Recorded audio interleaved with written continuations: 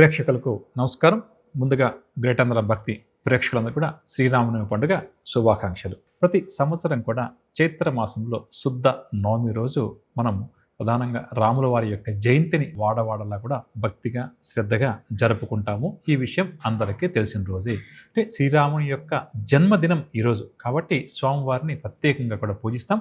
అందులో సీతారామచంద్ర స్వామి వారిని పూజిస్తాం, అంటే సీతా అమ్మవారిని మరియు రాముల వారిని పూజిస్తాం. దాంతోపాటు లక్ష్మణుని, భరతుడిని, ఆంజనేయ స్వామి వారిని కూడా ప్రతి ఒక్కరు కూడా పూజిస్తామని చెప్పొచ్చు. ముఖ్యంగా కూడా ప్రతి సంవత్సరం ఈ చైత్ర శుద్ధ నవమి రోజు స్వామివారి యొక్క జన్మతిథి రోజు మనం రాముల వారి యొక్క ఆలయానికి వెళ్తుంటాం, స్వామివారిని ప్రత్యేకంగా పూజిస్తుంటాం. ఇంట్లో కూడా సీతా రామచంద్ర స్వామివారిని భక్తిగా పూజించి స్వామివారికి ప్రత్యేకంగా వడపప్పు పానకాన్ని నైవేద్యంగా మనం సమర్పిస్తుంటాం అని చెప్పవచ్చు. దీంతోపాటు ముఖ్యంగా అంటే జ్యోతిష్ శాస్త్రరీత్యా కూడా ఈ చైత్ర శుద్ధ నవమి రోజు అంటే రాముల వారి యొక్క జయంతి రోజు ప్రత్యేకంగా కొన్ని పరిహారాలు చేసుకుంటే వాటి యొక్క ఫలితం మనకు చాలా అద్భుతంగా ఉంటుంది. కాబట్టి ఈరోజు శ్రీరామనవమి పండుగను మనం జరుపుకుంటున్నాం కదా, దానికి సంబంధించి కొన్ని ప్రత్యేకమైన పరిహారాలను వివరించే ప్రయత్నం చేస్తాను. ఏమాత్రం ప్రేక్షకులకు అవకాశం ఉన్నా 2026వ సంవత్సరం మార్చి 27వ తారీఖు శుక్రవారం ఈ పరాభవనామ సంవత్సరంలో శ్రీరాముల వారిని ప్రత్యేకంగా భక్తిగా శ్రద్ధగా పూజించుకుంటూ శ్రీరామనవమి పండుగను జరుపుకుంటున్నాం కాబట్టి ఆ రోజు ఈ పరిహారాలు చేస్తే తప్పకుండా కూడా అద్భుతమైన ఫలితాలు వారికి ప్రాప్తిస్తాయి అని చెప్పవచ్చు. మనం ఇందాక చెప్పుకున్నాం, మొట్టమొదటిగా స్వామివారిని మనం ప్రత్యేకంగా భక్తిగా పూజిస్తుంటాం. అదేవిధంగా శ్రీరామ రక్షా స్తోత్రాన్ని పఠిస్తుంటారు, పురుష సూక్త విధి విధానాలతో స్వామివారిని ప్రత్యేకంగా పూజిస్తారు. అదేవిధంగా విష్ణు సహస్రనామ స్తోత్రాన్ని పఠిస్తుంటాం. అదేవిధంగా తులసి దళాలతోటి స్వామివారిని ప్రత్యేకంగా కూడా పూజిస్తుంటాం. అందులో భాగంగా ప్రతి దేవుడికి కూడా ప్రత్యేకమైన నైవేద్యాలు కొన్ని సమర్పించమని పెద్దలు చెప్పారండి. అందులో శ్రీరామనవమి రోజు ప్రతి ఒక్కరికి నైవేద్యం అంటే గుర్తొచ్చేది అంటే రాముల వారికి ఇష్టమైనది ఏంటి అంటే ప్రధానంగా వడపప్పు పానకం అండి. అందులో ప్రధానంగా కూడా ఈరోజు వడపప్పు పానకాన్ని మనము నైవేద్యంగా స్వామివారికి సమర్పించి స్వీకరిస్తే మనకు ఎన్నో అనారోగ్య సమస్యలని కూడా తొలగిపోతాయి అని చెప్పవచ్చు. ఎందుకు ఇలా అంటే ఈ సూర్యగమనంలో వచ్చే మార్పుల వల్ల వసంత ఋతువుల్లో సూర్యకిరణాల యొక్క ఉష్ణోగ్రత బాగా ఎక్కువగా ఉంటుందండి. అంటే మనందరం కూడా వేసవి కాలంలో ఉంటున్నాం కదా, అందువల్ల ప్రధానంగా కూడా మనం ఈ శ్రీరామనవమి పండుగ జరుపుకునేటప్పుడు మన మహర్షులు ఏం చేశారంటే మనం ఆరోగ్యంగా ఉండాలని చెప్పి కోరుకుంటూ వడపప్పు పానకాన్ని నైవేద్యంగా సమర్పించమని చెప్పారు. ఈ విధంగా ఈరోజు వడపప్పు పానకాన్ని నైవేద్యంగా సమర్పించడం, దాంతోపాటుగా శ్రీరామనవమి పండుగ రోజు కూడా ప్రత్యేకంగా కొన్ని వస్తువులను దానంగా ఇవ్వమని చెప్పి కూడా మన పెద్దలు చెప్పారండి. అదేంటంటే విసన కర్రలు దానంగా ఇవ్వడం ఈరోజు చాలా మంచిది.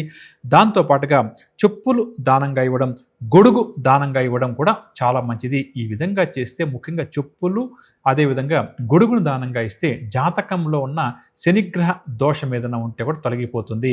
ఏలినాడు శని, అర్ధాష్టం శని, అష్టం శని వల్ల ఇబ్బందులు పడుతున్న వారు, జన్మజాతకంలో శని బాలేక ఇబ్బంది పడుతున్నారు, తప్పకుండా కూడా శ్రీరామనవమి పండుగ రోజు పేదవారికి ఎవరికైనా కూడా చెప్పులు గొడుగులు దానంగా ఇవ్వడం, విసనకర్రను కూడా దానంగా ఇవ్వడం చాలా మంచిదని చెప్పవచ్చు. ఈ విధంగా చేస్తే ఈ శనిగ్రహ దోష నివారణ కలుగుతుందని చెప్పవచ్చు.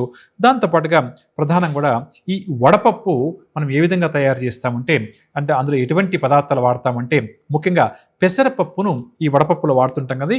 వడపప్పును ఈరోజు అంటే పెసరపప్పుతో తయారు చేస్తాం కాబట్టి దీనివల్ల ఏమవుతుంటే అధిక ఉష్ణోగ్రత వల్ల శరీరం చాలా త్వరగా వేడి చేస్తుంది. ఆ నీరసాన్ని దూరం చేసి అలసిపోయిన మెదడుకు శక్తిని ఇస్తుంది. దీనివల్ల బుద్ధి వికాసం కూడా కలుగుతుంది అని ఒక్క మాటలో చెప్పవచ్చు. అంటే ఈ పెసర్ల విషయానికి వస్తే జ్యోతిష్ శాస్త్రరీత్యా బుధుడికి సంబంధించినటువంటి ధాన్యంగా చెప్తుంటామండి. కాబట్టి ఈ పెసరపప్పును ఆహారం రూపంలో మనం తీసుకోవడం వల్ల ముఖ్యంగా మనకు బుద్ధి జ్ఞానం కలుగుతుంది. జాతకంలో బుధగ్రహ దోషాలు తొలగిపోతాయి. అదేవిధంగా ఈ వేసవి కాలం యొక్క ప్రభావం నుంచి కూడా మనం తప్పించుకుంటామని చెప్పొచ్చు. ఇక పానకాన్ని కూడా దేవుడికి నైవేద్యంగా సమర్పిస్తుంటాం కదా. ఈ పానకం ఎలా చేస్తామండి అంటే బెల్లము, మిరియాలు, ఏలకలు ఇటువంటి పదార్థాలతో మనం పానకాన్ని తయారు చేసి స్వామివారికి నైవేద్యంగా సమర్పించి ఆ తర్వాత మనం దాన్ని స్వీకరిస్తుంటాం కదా. ముఖ్యంగా ఇందులో వాడేటువంటి దినుసుల విషయానికి వస్తే బెల్లం విషయానికి వస్తే శరీరంలో ఉన్న వాతాన్ని తగ్గించి శరీరానికి బలాన్ని, వీర్య వృద్ధిని కూడా కలగజేస్తుంది. అదేవిధంగా తల్లి పాలను కూడా వృద్ధి చేస్తుంది. అంటే బాలింతలు ఎవరన్నా ఉంటే పిల్లలకు పాలు ఇస్తుంటారు కదా, అటువంటి వారికి చాలా మంచిది. ప్రధానంగా కూడా మూర్ఛ రోగాన్ని కూడా దరి చేయనీయదు. దాహం బాగా ఎక్కువగా ఉంటుంది కూడా అది కూడా మనకు తగ్గుతుంది అని చెప్పొచ్చు. ఇక బెల్లము మిరియాలతో కలిస్తే చల్లదనం కలగజేసి విషవాయువులను కూడా ఈ బెల్లం మిరియాలు దూరం చేస్తుంది. కాబట్టి ఈ విధంగా మన పెద్దలు నైవేద్యాన్ని సమర్పించమని చెప్పారు, ఆహారంగా స్వీకరించమని చెప్పారు అని చెప్పవచ్చు. ఇక మిరియాలు ముఖ్యంగా వస్తే ఈ రోజుల్లో చాలామంది చూస్తుంటే గ్యాస్ట్రిక్ సమస్యతో ఎక్కువ మంది బాధపడుతున్నారండి. అంటే సమయానికి తినకపోవడం, సమయానికి భోజనం చేయడం, ఇటువంటి సమస్యలు ఎక్కువగా ఉన్నాయి. నిద్రలేమి సమస్య కూడా మనందరికి కూడా చాలా ఎక్కువగా ఉంది. కాబట్టి ప్రధానంగా మిరియాలను మనం ఈరోజు ఈ విధంగా తీసుకోవడం వల్ల కూడా గ్యాస్ట్రిక్ సమస్య నుంచి మనం బయటకు వస్తామని చెప్పవచ్చు. కాబట్టి అందుకని ఈ పానకంలో మిరియాలు కూడా విరివిగా వాడుతుంటాము. మలబద్ధక సమస్య కూడా తగ్గుతుంది. మన శరీరంలో నులి పురుగులు ఏమైనా ఉంటే ఆ పురుగులను కూడా నివారిస్తుందని చెప్పి పెద్దలు చెప్పారు. ఉష్ణ జ్వరాలను, జలుబును మిరియాలు తీసుకోవడం వల్ల మనకు తగ్గుతుందని చెప్పేసి ఆయుర్వేద శాస్త్రం చెప్తుంది. కాబట్టి ఈ విధంగా తీసుకోవడం మంచిది. ఇక ఏలకుల విషయానికి వస్తే, అంటే ఈ పానకంలో ఇవన్నీ వాడుతుంటాం కదా, దాని గురించి ఇక్కడ వివరిస్తాను. ఏలకుల విషయానికి వస్తే ఇది సుగంధ ద్రవ్యము మరియు జీర్ణశక్తిని పెంచేటువంటి సుగుణాలు దీంట్లో అధికంగా ఉంది. కావున ఎండాకాలంలో అతి తక్కువ ఖర్చుతో ఉష్ణ నివారణ అంటే వేడి తగ్గడం కోసం బెల్లము, మిరియాలు, ఏలకలతో చేసినటువంటి పానకం అనేటువంటి ఔషధాన్ని మనం భగవంతుడికి నైవేద్యంగా పెట్టి దాన్ని మనం స్వీకరిస్తామని చెప్పవచ్చు. దీనివల్ల మనందరికీ కూడా ఆరోగ్యం మెరుగుపడుతుందని చెప్పవచ్చు. కాబట్టి తప్పకుండా కూడా పెసరపప్పును మరియు పానకాన్ని ఈరోజు శ్రీ సీతారామచంద్ర స్వామి వారికి నైవేద్యంగా పెట్టి మనం స్వీకరిస్తే మనకు గ్రహదోషాలు తొలగిపోతుంది. ముఖ్యంగా ఈ వేసవి కాలాన్ని తట్టుకునే శక్తి మన శరీరానికి ఈ ప్రసాదం అనుగ్రహిస్తుంది అని చెప్పవచ్చు. ఇక అదేవిధంగా విసనకర్రను కూడా మనం దానంగా ఇవ్వమని చెప్పామండి. పూర్వకాలంలో అంటే మనకి ఎక్కువగా ఫ్యాన్స్, ఏసీలు ఉండేది కాదు. కాబట్టి ఈ వేసవి కాలంలో చాలామంది ఇబ్బంది పడేవారు. ప్రతి ఇంట్లో కూడా ఒక 4-5 విసనకర్రలు కూడా ఉండటం మనం గమనించవచ్చు పూర్వకాలంలో. కాబట్టి ఈ విధంగా ఈ విసనకర్రను మనము దానంగా ఇవ్వడం వల్ల కూడా భగవంతుడి యొక్క ఆశీస్సులు మనకు పుష్కలంగా లభిస్తాయి అని చెప్పవచ్చు.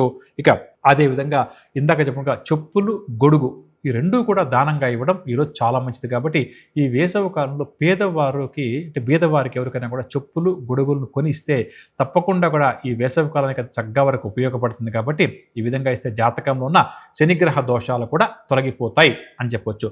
కాబట్టి సకల గ్రహ దోషాలు తొలగిపోవడానికి ఈరోజు ప్రతి ఒక్కరూ కూడా రామచంద్ర స్వామి వారిని భక్తిగా పూజిస్తూ వడపప్పు, పానకాన్ని నైవేద్యంగా సమర్పించడం, చెప్పులు, గొడుగులు, విసనకర్రలు దానంగా ఇవ్వడం కూడా మంచిది అని చెప్పవచ్చు. ఇక ఆ తర్వాత మనం కార్యక్రమం చెప్పుకున్నాం కదా, జ్యోతిష్శాస్త్రరీత్యా కొన్ని ప్రత్యేకమైన పరిహారాలు ఈరోజు చేసుకోవడం చాలా మంచిది. అవి ఏంటంటే, ఎవరైతే వైవాహిక జీవితంలో సమస్యలు బాగా ఎదుర్కొంటున్నారో అటువంటి వారు, అంటే భార్యాభర్తల మధ్య గొడవలు ఎవరికైతే బాగా అధికంగా ఉందో అటువంటి వారు, ఏదో ఒక కారణం వల్ల భార్య ఒక చోట ఉండడం, భర్త ఒక చోట ఉండడం, పిల్లలు ఒక చోట ఉండడం, ఎంత ప్రయత్నం చేసినా ఒక కుటుంబం ఒక దగ్గరికి రాకపోవడం కూడా కొన్ని కుటుంబాల్లో మనం గమనించవచ్చు. అది ఉద్యోగరీత్యా కావచ్చు, వ్యాపారరీత్యా కావచ్చు, ఏదైనా కూడా కావచ్చు అండి. భార్యాభర్తలు ఎవరైతే దూరంగా ఉన్నారో అటువంటి వారు దగ్గర చేరడానికి, వైవాహిక జీవితంలో ఎదురుతున్న సమస్యలను అధిగమించడానికి ముఖ్యంగా ఈరోజు పాయసాన్ని వండి శ్రీ సీతారామచంద్ర స్వామి వారికి నైవేద్యంగా సమర్పించి ఆ ప్రసాదాన్ని కనుక భార్యాభర్తలు స్వీకరిస్తే తప్పకుండా కూడా వైవాహిక జీవితంలో ఎదురైనటువంటి సమస్యల నుంచి బయటపడతారు. ఇందాక చెప్పుకున్నట్టు వల్ల ఉద్యోగరీత్యా కావచ్చు, మరొక కారణం వల్ల కావచ్చు, ఎవరైతే భార్యాభర్తలు చెరొక చోట నివసిస్తారో వారిద్దరూ తిరిగి దగ్గరికి చేరే అవకాశం కూడా ఉంటుంది. కాబట్టి ఈ విధంగా చేయడం చాలా మంచిది. ఇక ఇంట్లో ఎవరైతే దృష్టి దోషాలు బాగా ఎక్కువగా ఉన్నాయండి, అదేవిధంగా ఈ నెగిటివ్ ఎనర్జీస్ బాగా ఎక్కువగా ఉన్నాయండి, ఏ పని చేద్దామన్నా కూడా పూర్తి చేయలేకపోతున్నామండి, ఆ ఇంట్లో ఉన్న వారికి బాగా ఎప్పుడు ఆ ఇంట్లో నివసిస్తున్న వారందరికీ కూడా ఏదో ఒక రకమైన అనారోగ్య సమస్య ఉందండి బాధపడేవారు ఈరోజు ఏం చేయాలంటే, కాస్త స్వచ్ఛమైనటువంటి గంగా జలాన్ని అంటే నీటిని తీసుకొని మనం స్వామివారిని పూజిస్తాం కదా, అక్కడ స్వామివారి ముందు ఈ నీటిని అక్కడ ఒక పాత్రలో ఏర్పాటు చేసి ఎవరైతే రామ నామ జపం చేస్తారో, శ్రీరామ శ్రీరామ శ్రీరామ అనుకుంటే కూడా చాలండి, లేదా రాముల వారి యొక్క మంత్రం ఏదైనా కూడా పర్వాలేదు, జపించి ఆ నీరు గంగాజలం ఏదైతే ఉందో అది రామనామంతో మరింత అద్భుతమైన శక్తిగా మారింది. కాబట్టి ఆ నీటిని ఇల్లంతా కానీ లేక వ్యాపార స్థలంలో కానీ దాన్ని కొద్దిగా పుష్పం తీసుకుని చిలకరిస్తూ ఉంటే తప్పకుండా కూడా దృష్టి దోషాలు తొలగిపోతాయి. నెగిటివ్ ఎనర్జీస్ ఏమైనా ఉంటే కూడా ఇంట్లో కానీ ఆఫీస్లో కానీ అవి పారిపోతాయని చెప్పొచ్చు. కాబట్టి ప్రతి ఒక్కరూ కూడా యథాశక్తిగా రామనామాన్ని ఎలాగో మనందరం కూడా జపిస్తుంటాం. కాబట్టి కాస్త గంగాజలంతో తీసుకొని రామనామాన్ని జపం చేసి ఇంట్లో చిలకరించే ప్రయత్నం చేయడం అందరికీ కూడా చాలా మంచిదని చెప్పవచ్చు. అదేవిధంగా ఎవరైతే మంచి అధికారం కావాలి, ఉద్యోగంలో కానీ, వ్యాపారంలో కానీ, రాజకీయ రంగంలో కానీ, సినీ రంగంలో కానీ నెంబర్ 1గా ఉండాలి, మంచి స్థాయికి చేరుకోవాలి అని చెప్పి కోరుకుంటారో అటువంటి వారు కూడా శ్రీ సీతారామచంద్ర స్వామి వారిని ప్రత్యేకంగా పూజించడం, రాముల వారికి ప్రత్యేకంగా నైవేద్యాన్ని సమర్పించడం వల్ల వారి కోరిక కూడా నెరవేరే అవకాశం ఉంది. అంటే రాజ్యాధికారం కావాలంటే కూడా రాముల వారిని పూజించక తప్పదు కాబట్టి ఈ విధంగా ప్రత్యేకంగా శ్రీరామనవమి రోజు పూజిస్తే తప్పకుండా కూడా మనం ఏదైతే ధార్మిక కోరికలు అంటాం కదండి, ధర్మబద్ధమైన కోరికలు ఏవైతే ఉన్నాయో అవి తీరడానికి కూడా మనకు చక్కగా పనికొస్తుందని చెప్పొచ్చు.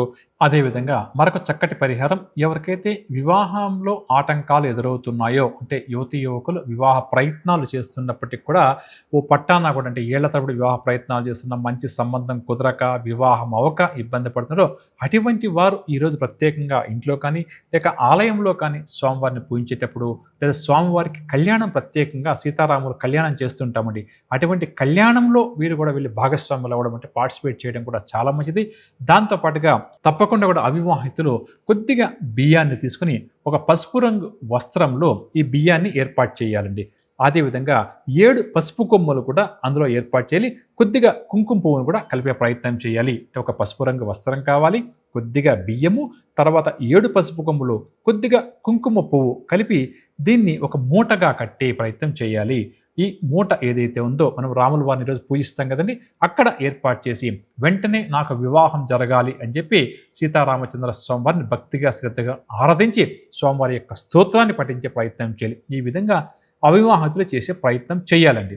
ఆ తర్వాత ఈ మూట ఏదైతే అక్కడ ఏర్పాటు చేసామో ఈ వివాహ సంబంధం కుదిరేదాకా ఇంట్లో పూజా మందిరంలో అలా ఏర్పాటు చేసుకుని వివాహమైన తర్వాత మనం పసుపచ్చని వస్త్రంలో బియ్యము, పసుపు కొమ్ములు, కుంకుమ పువ్వు ఏర్పాటు చేసాం కదా, ఆ మూటను ఎక్కడైనా ప్రవహిస్తున్నటువంటి నీటిలో వదిలిపెట్టే ప్రయత్నం చేయాలి. ఎప్పుడు వివాహ సంబంధం కుదిరిన తర్వాత కానీ లేక వివాహం జరిగిన వెంటనే కానీ చేయాలి. ఈ విధంగా అవివాహితులు తేలికపాటి పరిహారాన్ని ఈరోజు వారి ఇంట్లో పూజా మందిరంలో కన్నా ఏర్పాటు చేసుకుంటే తప్పకుండా కూడా జాతకంలో ఏవైతే గ్రహాలు వివాహానికి అడ్డుపడుతున్నాయో ఆ గ్రహదోషాలు తొలగిపోతుంది.